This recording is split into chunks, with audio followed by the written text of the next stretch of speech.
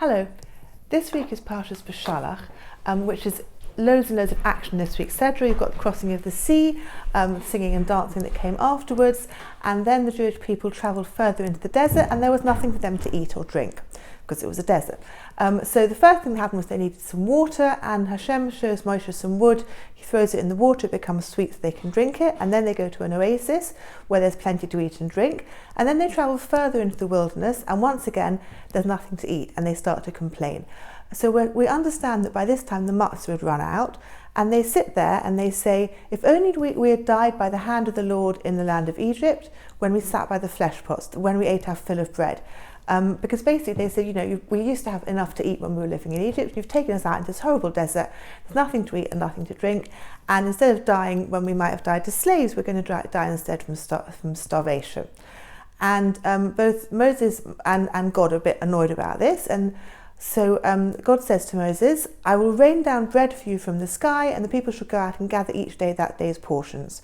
And Moshe reports it, when he reports it back, he doesn't just say bread, he also says, since it's the Lord, he'll give you flesh to eat in the evening and bread in the morning.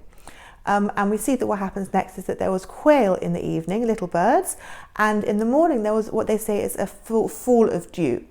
So this we've got here, this is the beginning of the manna. There's quite a lot to say about the manna.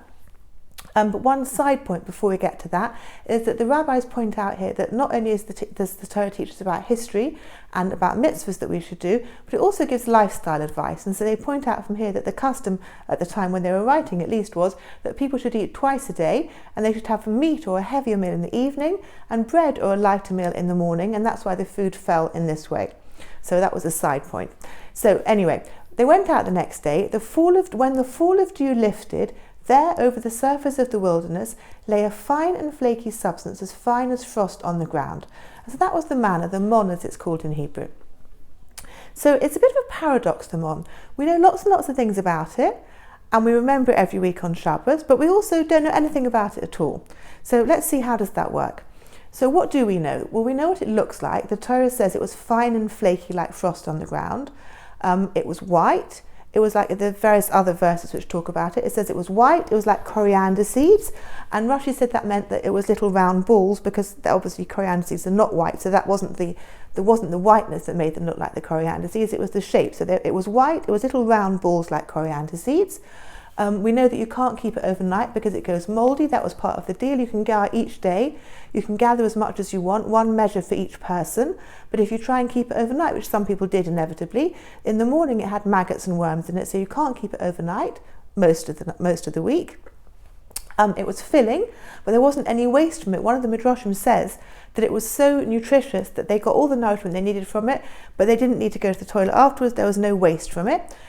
It was such an unusual thing that Moshe said to Aaron, gather a measure of this mon and keep it in a jar with the Aron HaKodesh. There were various things that they kept from during the wilderness years that people would know about them afterwards, and the mon was one of these things that they kept. And all these different unusual things about it, it's listed in Pirkei Avos as one of the things that were created in the time between the first week and the first Shabbos, that sort of twilight period, which were the things which were created, which was out of nature. So the earth that opens up for Kairach, the rainbow, the talking donkey, all these things. So the mon is one of those things that was created then. So that's some of the things we know about it. How do we remember it on Shabbos? Well, we're told that on Friday they went out and they collected a double portion. So that was why we have, one of the reasons why we have 2 loaves of bread on Shabbos, and we put the cover over it. Again, one of the reasons why we put the cover over it is since it symbolises the manna. The cover that we place over the challah symbolises the dew which covered over the mon. So it was sort of like, nicely hygienically sealed. What kind of things don't we know about it? Well, we don't know exactly how long it fell for. So they're sitting there complaining. We can assume that by this stage... Whoops! Sorry, that's what happens if you pull the... I hope this is going to work still. That's what happens if you pull the string when you're talking. We don't know exactly when it fell. When they left Egypt, they had, we always see these pictures of them coming out of Egypt with the bags of matzah on their back. The matzah lasted for quite a long time. It was dried food. So It lasted for quite a long time. Probably lasted, the sources seem to think it lasted for about a month. So by the 15th of Iyar, this is the time when they've come, they said, we haven't got anything to eat. And one suggestion is that they were coming right to the end. They hadn't actually eaten every little scrap. So they managed for another couple of days. And on the 18th of Iyar, which is the day which we now mark as Lag BaOmer, that was the day when the mon started to fall. And when did it stop? Again, we don't know exactly when it stopped. You're probably familiar with this idea. There were the three siblings. There was Moshe, Aaron and Miriam. And there were three miraculous things that accompanied the Jews in the desert. There was the well, there was the mon, and there was the clouds, the cover, the clouds of glory, which protected them and sort of smoothed the way and all this kind of thing. And each one of those things was in the merit of one of the three siblings. So the well was in the merit of Miriam, Miriam's well, and when she died, the well went away. The clouds were in the merit of Aaron, and when he died, the clouds went away. And the mon was in the merit of Moshe, but when he died, the mon didn't go away straight away. It's unclear exactly when it went away. The verse says until they came to the border of the land of Canaan, which ties in with around the time that Moshe died. And there's different opinions. It could have been 40 days afterwards, it could have been 70 days afterwards, could have been as long as 14 days. There's a verse in Yeshua which talks about them now eating from the produce of the land. And so at that point the mon definitely stopped, but it's unclear quite exactly where the transition was.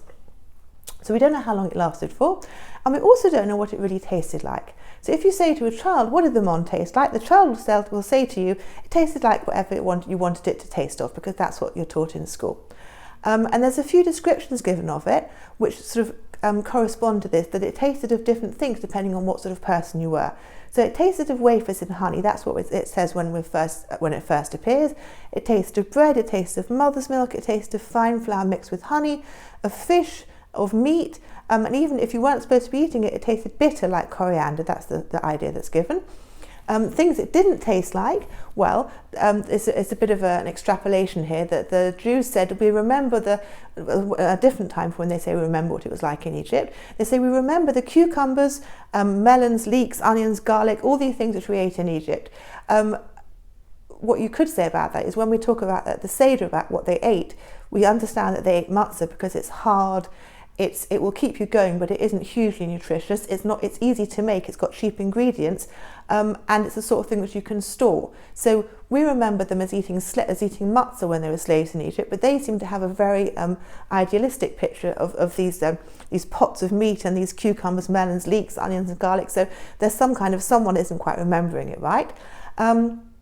The manna didn't taste like those sorts of things. Why not? Because at the time they were considered to be things which were bad for nursing mothers, and so the mon didn't taste those because they weren't so healthy.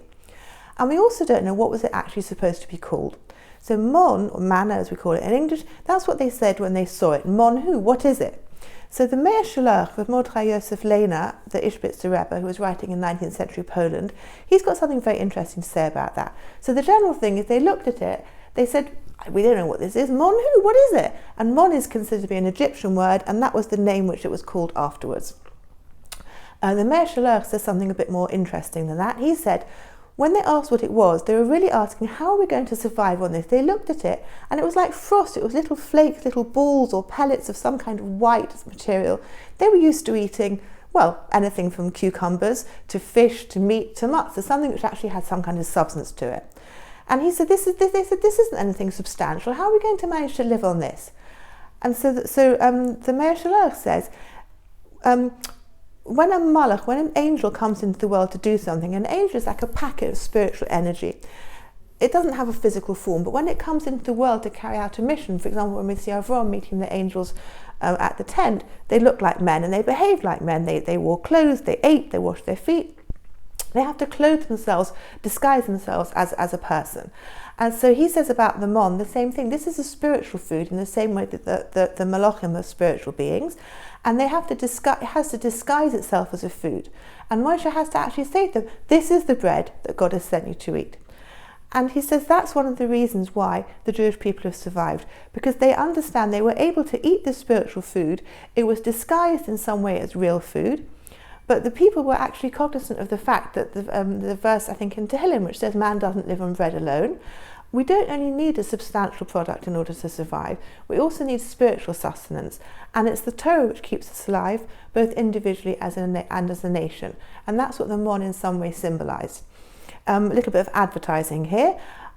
Next Shabbos, please God, we're having a Shabbaton, a GGS Shabbat, Shabbat GGS, I think we're calling it, and hopefully some of it will be at least in person, a lot of it's going to be online, so I hope you'll be able to participate. It's going to combine physical and spiritual sustenance, and we're looking forward to sharing with you plans for it soon. And in the meantime, we'll enjoy this Shabbos. We can think about the Mon, we can think about the crossing of the sea. Another shameless plug, I've got a small piece I hope in the Jewish News this week with another Dvar Torah. Have a lovely Shabbos.